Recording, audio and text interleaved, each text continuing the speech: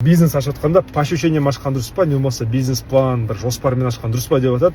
Енді әрине жаман жоспар болса да әйтеуір жоспармен ашқан дұрыс. Алға қойған мақсатыңды сонымен көріп отырасың ғой.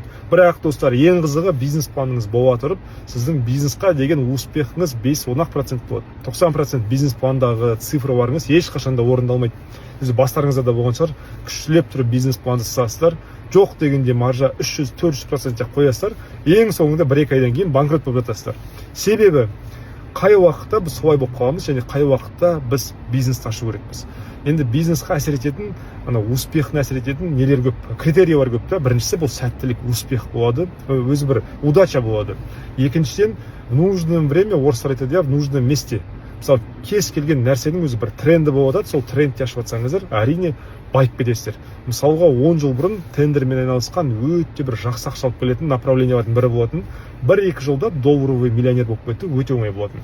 Қазіргі таңда тендерлермен айналысу 2025-те көптеген жаңа заңдар кіріп жатыр, көптеген требованиялар болып жатыр. Долларовый миллионер болып кету уже 10 жыл минимум жұмыс істеу керек деген ойдамын өзім.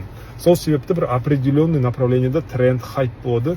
Сол уақытта, сол сезонда кіріп жатсаңыздар, планыңыз болсын, планыңыз болмасын, саудаңыз жүріп келеді, ақша көп табатын боласыздар.